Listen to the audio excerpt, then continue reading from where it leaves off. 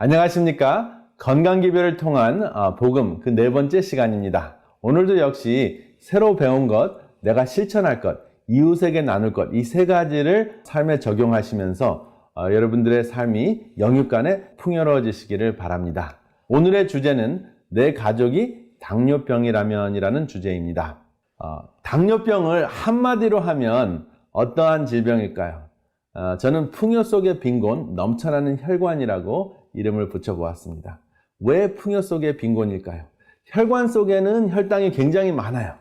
그래서 풍요롭습니다. 그런데 정작 세포는 그 혈당을 받아들이지 못하기 때문에 배고픈 것입니다. 그리고 혈관 안에 당이 넘쳐나기 때문에 소변으로 새어나갑니다. 그래서 당뇨병이죠. 여기 세포에 어떠한 문제가 생기길래 당뇨병이 생기는지 한번 살펴보겠습니다. 여기에 당뇨병의 핵심이 있습니다. 세포막에는 인슐린 초인종이라는 것이 있는데 인슐린이 인슐린 초인종을 탁 누르면은 세포 속에서 다양한 단백질이 분비가 되면서 세포막에 포도당 문을 이렇게 만들어냅니다. 포도당 문이 옮겨지면서 이 포도당 문이 탁 열리면 혈관에 있었던 포도당이 세포 속으로 들어가서 에너지를 만드는데요. 인슐린 초인종이나 포도당이 말을 듣지 않는 현상이 일어납니다. 그것을 바로 인슐린 저항증이라고 하는데 이것이 계속 지속적으로 악화가 되면 당뇨병이 생기는 것입니다. 그런데 이것을 악화시키는 첫 번째 요소가 무엇이냐면 동물성 음식과 동물성 음식에서 생기는 내독소 혈증이라는 것이 있습니다. 그래서 동물성 음식을 섭취했을 때 동물성 음식이 그 속에 들어있는 그 독소가 있는데 그 독소가 인슐린 초인종을 망가뜨리고 포도당 문을 망가뜨려서 인슐린 저항증을 일으킨다 하는 것이 확인이 됐고요. 또 동물성 음식을 굳이 섭취하지 않더라도 내 몸이 비만증에 걸리면 인슐린 저항증이 생깁니다. 그래서 시간이 지속이 되면 당뇨병으로 진행이 되는 것이죠. 그래서 서서히 죽는 이 당뇨병의 첫 원인이 바로 음식 문화라는 것이 확인이 됐습니다. 특별히 과식하는 음식 문화이고 또 과식을 안 한다고 하더라도 육식을 좋아하는 문화입니다. 세종대왕과 이삭의 공통점이 무엇이었을까요? 두 사람 다 육식을 엄청나게 좋아했습니다. 세종대왕은 육식이 식탁에 없으면 식사를 안 할 정도였고 이삭은 에서를 좋아했던 이유가 그 육회를 너무나 좋아했습니다. 그래서 그 두 사람이 굉장히 훌륭한 분들이고 우리가 존경하는 분들이지만 건강에 있어서는 좀 문제가 있었습니다. 당뇨병 증상이 다식, 다갈, 다뇨가 있습니다. 왜 다식입니까? 왜 많이 먹습니까? 세포가 굶주려 있기 때문입니다. 혈당이 혈관 속에는 많이 있습니다. 굉장히 풍요로운데 그 혈당이 세포 속으로 들어가지 못하니까 세포는 배고픈 거예요. 뇌는 배고픈 세포를 감지하고 더 많이 먹으라고 시그널을 보냅니다. 신호를 보냅니다. 그러니까 많이 먹게 되는 것입니다. 그리고 음식을 많이 먹고 혈당이 증가하니까 혈액이 걸쭉해집니다. 그래서 그 혈액을 정상적으로 희석시키느라고 물을 많이 마셔야 하니까 목마른 현상이 일어납니다. 그리고 다뇨 증상은 혈당이 소변으로 배설이 되면서 물까지 가지고 나갑니다. 그렇기 때문에 일반적인 그 소변 보는 양보다 훨씬 더 많은 양의 소변을 보게 되는 것이죠. 당이 물을 뺏어가기 때문에 그렇습니다. 그러면 당뇨병은 어떻게 진단하나요? 혈당 검사를 해서 진단을 하는 것이죠. 그래서 공복 혈당이 126 이상이 됐을 때 당뇨병을 의심을 합니다. 그리고 당화색소라는 게 있는데요.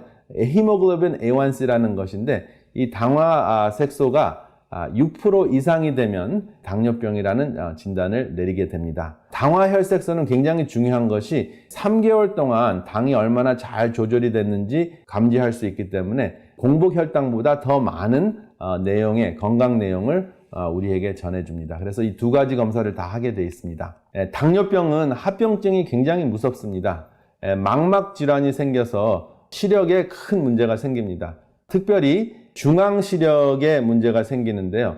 이렇게 사진을 보시면은 여기 손주의 모습이 안 보이는 그러한 현상이 일어나죠. 여러분들 중에서 당뇨병이 있으신 분들은 이 합병증을 예방하는 것이 굉장히 중요합니다. 그리고 또 큰 문제가 되는 합병증은 부종현상인데 부종 현상은 무엇이냐 하면은 여러분들의 발이 붓습니다. 그래서 이렇게 꾹 누르면 다시 그 피부가 그 정상 상태로 돌아오지 않거나 돌아오는데 굉장히 오랫동안 구멍이 패여 있는 것이죠. 이것이 어떤 원인 때문에 그렇습니까? 콩팥이 망가졌기 때문에 그렇습니다. 굉장히 무서운 당뇨병 말기 현상입니다. 더 무서운 것은 여러분들의 피부가 썩을 수 있다는 것입니다. 특별히 당이 제대로 조절이 되지 않으면 상처를 입어도 잘 낫지 않고, 그리고 심장과 아주 먼 거리에 있는 기관, 특별히 발가락에 산소 공급이 잘 되지 않기 때문에 궤저 현상이 일어납니다. 쉽게 이야기하면 산소 공급이 되지 않아서 발가락이 썩는 것이죠. 그러면 발가락을 절단해야 되는 경우도 있고, 또 더 심하면은 발 자체를 절단하거나 또 무릎까지 절단해야 되는 이러한 무서운 현상이 있습니다. 그래서 이 당뇨병은 정말 풍요롭다고 생각되는 이러한 상황에서 세포가 굶주려 있는 것입니다. 결국은 영양 공급이 잘 되지 않고 산소 공급이 잘 되지 않는 무서운 질병입니다. 제가 당뇨병 이야기를 하다 보면 성경 말씀이 생각이 납니다. 바로 계시록 3장 17절 말씀인데요. 내가 말하기를 나는 부자라. 부여하여 부족한 것이 없다 하나 내 곤고한 것과 가련한 것과 가난한 것과 눈먼 것과 벌거벗은 것을 알지 못하도다. 어쩌면 신체적인 당뇨병과 똑같은 증상이 이렇게 나오는지 모르겠습니다. 사실은 이 성경 말씀이 라오디게아 교회의 증상을 이야기하는 것이잖아요. 근데 당뇨병 증상과 똑같습니다. 그러면 이 해결책은 무엇일까요? 당뇨병을 극복하려면 다음과 같은 내용을 잘 생각하면 큰 도움이 됩니다. 혈당과 돈의 공통점이 있습니다. 둘 다 결핍이 되면 쓰러지죠. 저혈당으로 쓰러지고 경제공황으로 쓰러집니다. 그리고 누적이 되면 썩습니다. 몸에서는 혈당이 누적이 되면 궤저 현상, 썩는 현상이 일어나고요. 또 실제적으로 경제생활이나 우리 삶 속에서 돈이 누적만 되면은 사람이 부패하게 됩니다. 그래서 돈과 혈당은, 또 혈당과 돈은 순환이 될 때 우리가 건강을 회복할 수 있습니다. 돌아야 사는 것이죠. 그래서 이 돈과 혈당을 어떻게 순환시키는가 하는 것이 당뇨병 극복의 핵심입니다. 그리고 혈당과 지식의 공통점도 있습니다. 결핍이 되면 쓰러지는 것이죠. 저혈당은 우리를 신체적으로 쓰러지게 하고, 무지함은 우리를 정신적으로 또 우리 삶 속에서 쓰러지게 합니다. 그리고 누적이 되면 실제적으로 혈당은 쓰러지게 만들죠. 그리고 교만은 누적이 되면 패망의 선봉이 됩니다. 그래서 혈당과 지식은 역시 순환이 돼야 됩니다. 나누어졌을 때 발전을 할 수 있는 것이죠. 혈당도 몸속에 골고루 나누어져야 되고, 지식도 골고루 나누어졌을 때 교만이 없어지고 또 이 사회가 부패되는 것을 막아줄 수 있습니다. 여기 당뇨병을 극복하는 건강식이 있는데요. 당뇨병을 극복하려면 3가지 핵심 성질이 꼭 있어야 합니다. 첫 번째, 섬유질이 많아야 하고요. 두 번째, 건강한 지방질이 많아야 하고, 세 번째, 신맛이 있어야 합니다.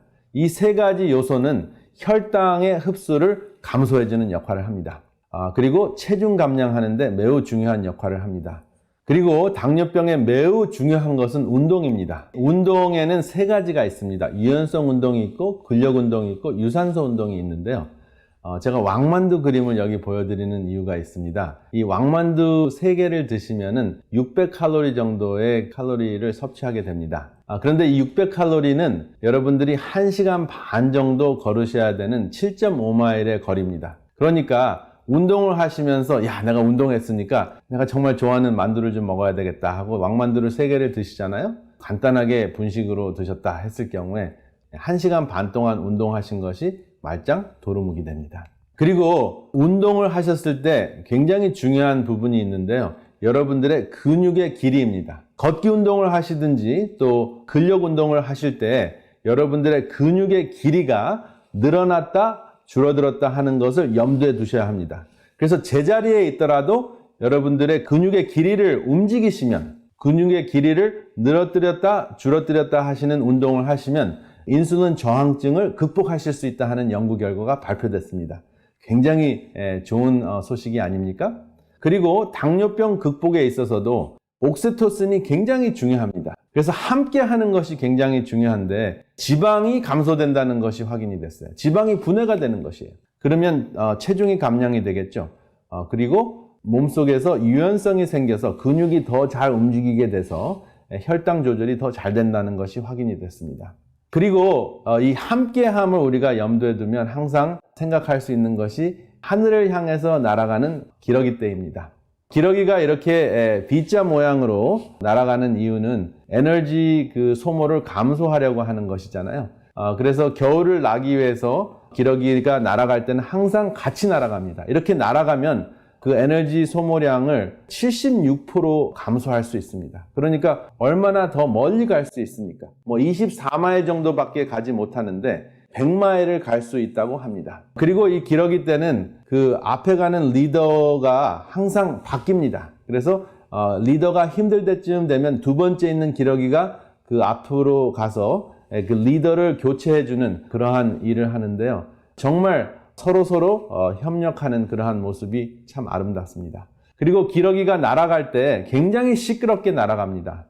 영어로는 헝컹, 한국말로는 끼럭끼럭 이렇게 날아가는데 왜 이렇게 시끄럽게 날아가는가 하고 조류학자들이 연구를 해봤더니 격려하는 소리라고 합니다. 잘 날라라, 힘내라.